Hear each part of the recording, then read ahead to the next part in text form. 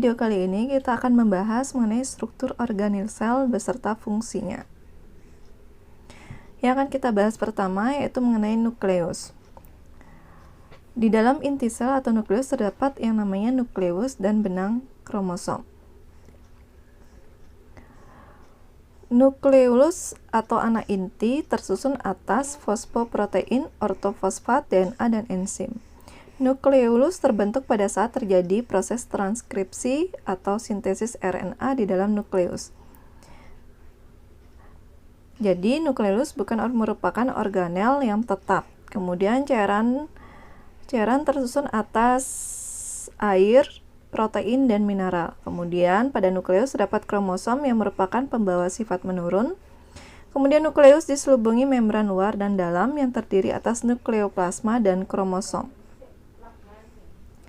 Kemudian nukleoplasma adalah cairan inti yang bersifat transparan dan semi-solid.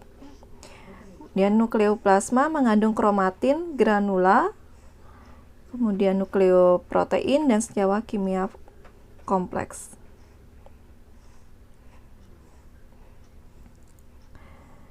Sedangkan nukleus itu sendiri berfungsi sebagai pusat pengatur kegiatan sel. Bisa juga sebagai pengatur pembelahan sel, kemudian pembawa informasi genetik. Yang kedua akan kita bahas yaitu retikulum endoplasma. Retikulum endoplasma merupakan organel yang tersusun oleh membran terbentuk seperti jala. Retikulum sendiri berasal dari kata retikular yang berarti anyaman benang atau jala. Letaknya memusat pada bagian dalam sitoplasma atau endoplasma sehingga disebut sebagai retikulum endoplasma.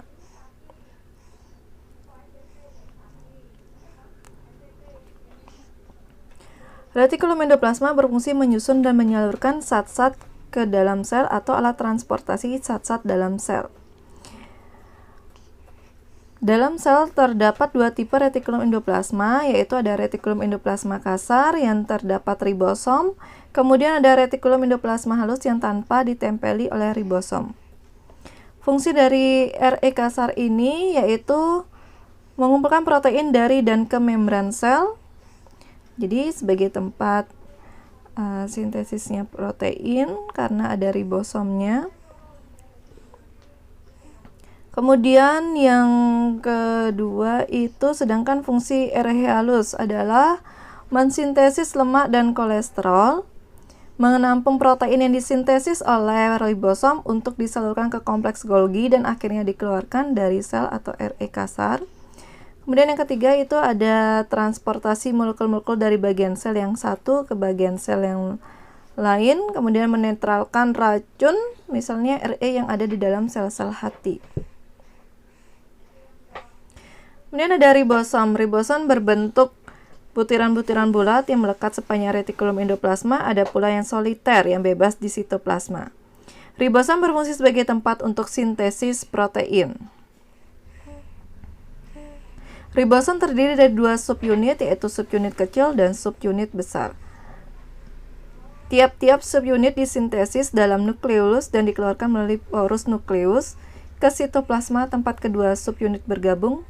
Kemudian kita lanjut ke badan Golgi. Badan Golgi atau disebut juga kompleks Golgi dijumpai pada hampir semua sel tumbuhan dan hewan. Pada sel tumbuhan, kompleks Golgi disebut diktiosom. Badan Golgi tersebar dalam sitoplasma dan merupakan salah satu komponen terbesar dalam sel. Antara badan Golgi satu dengan yang lainnya berhubungan dan membentuk struktur kompleks seperti jala. Kompleks Golgi dan RE mempunyai hubungan erat dalam sekresi protein sel. Golgi mereaksikan protein itu dengan glioksilase sehingga terbentuk glikoprotein untuk dibawa ke luar sel. Oleh karena hasilnya disekresikan itulah maka Golgi disebut pula sebagai organel sekretori.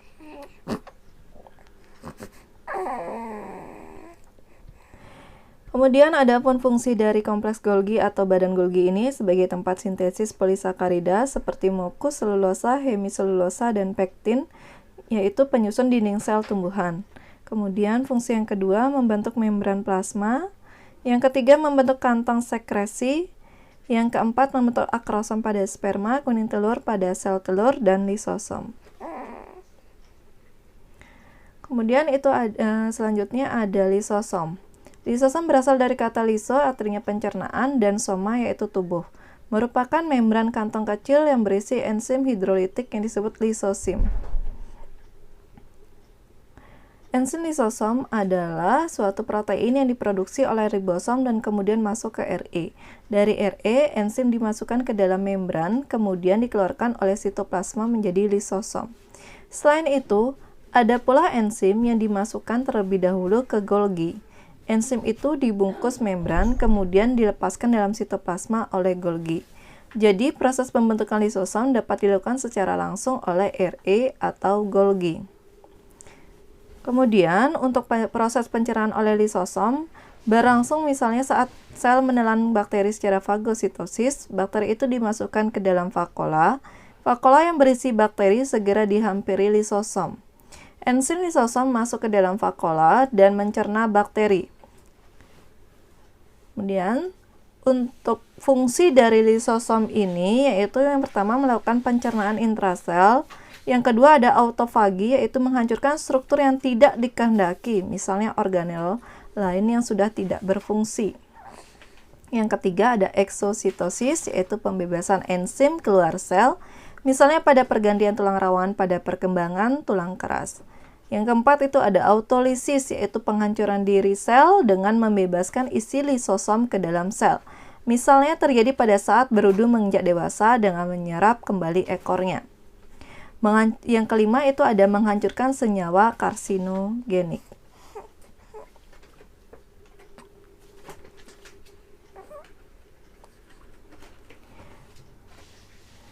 Kemudian kita lanjut ke mitokondria. Mitokondria berfungsi dalam oksidasi makanan, respirasi sel, dehidrogenasi, fosforilasi oksidatif, dan sistem transfer elektron. Kemudian berkaitan dengan fungsi tersebut, mitokondria sering disebut the power of house of cell. Selanjutnya kita bahas mengenai badan mikro. Terdapat dua tipe badan mikro, yaitu peroksisom dan glioksisom. Peroksisom terdapat pada sel hewan, fungi, dan daun tanaman tingkat tinggi. Peroksisom berperan dalam oksidasi substrat menghasilkan H2O2 bersifat racun bagi sel yang selanjutnya dipecah menjadi H2O plus O2. Peroksisom penting dalam penyerapan cahaya dan respirasi sehingga berhubungan erat dengan kloroplas dan mitokondria. Sedangkan glioksisom terdapat pada sel tanaman. Glioksisom berperan dalam metabolisme asam lemak dan tempat terjadinya siklus glioksilat.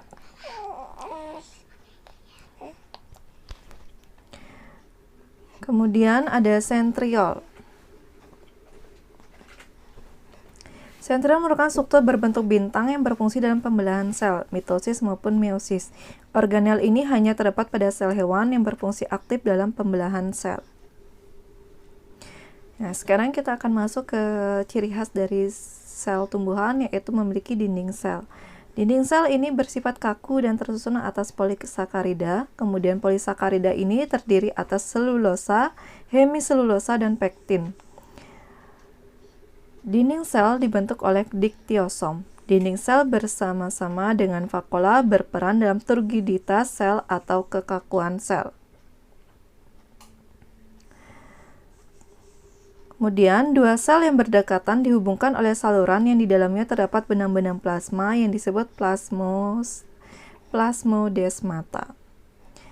Beberapa sel dindingnya mengalami penebalan oleh zat lignin yang disebut lignifikasi. Di antara dinding sel ada yang tidak mengalami penebalan disebut dengan noktah. Ya, lignifikasi ini mengakibatkan xilem dan sklerenkim mengayu atau keras dan kaku.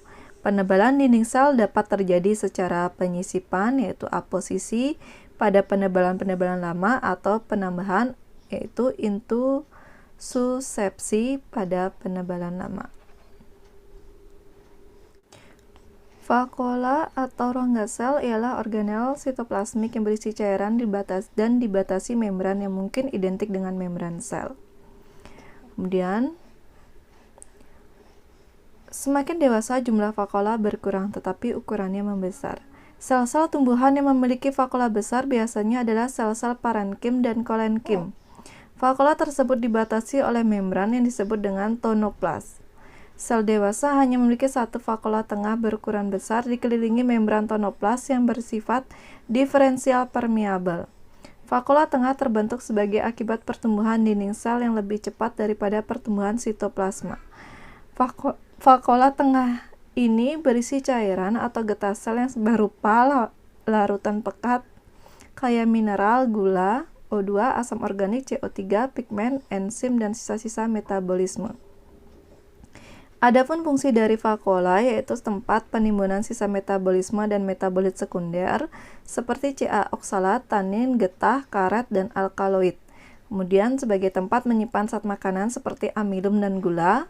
Yang ketiga, memasukkan air melalui tonoplas untuk membangun turgiditas sel yang bekerja sama dengan dinding sel. Dia menyimpan pigmen, misalnya vakuola pada sel-sel mahkota bunga mengandung pigmen warna. Yang kelima, menyimpan minyak atsiri, misalnya kayu putih, peppermint, dan aroma harum pada bunga. Kemudian ada plastida. Plastida merupakan organel yang hanya terdapat pada sel tumbuhan. Plastida berasal dari perkembangan proplastida di daerah meristematik. Berdasarkan pigmen yang dikandungnya, terdapat 3 jenis plastida sebagai berikut. Yang pertama ada kloroplas, kedua ada leukoplas, yang ketiga ada kromoplas. Yang pertama kita bahas yaitu kloroplas, yaitu plastida yang mengandung pigmen hijau disebut klorofil, karotenoid, dan pigmen fotosintetik. Membran luar mempunyai permukaan rata yang berfungsi mengatur keluar masuknya zat. Kemudian ada membran dalam membungkus cairan kloroplas yang disebut dengan stroma. Membran dalam kloroplas melipat ke arah dalam dan membentuk lembaran-lembaran yang disebut dengan tilakoid. Pada tempat-tempat tertentu, tilakoid bertumpuk-tumpuk membentuk badan seperti tumpukan uang logam yang disebut dengan grana.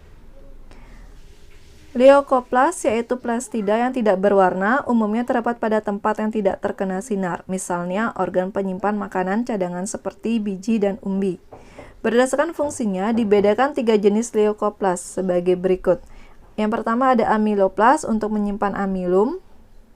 Kemudian ada eleoplas atau lipidoplas untuk menyimpan dan untuk membentuk dan menyimpan lemak. Kemudian ada proteoplas untuk menyimpan protein.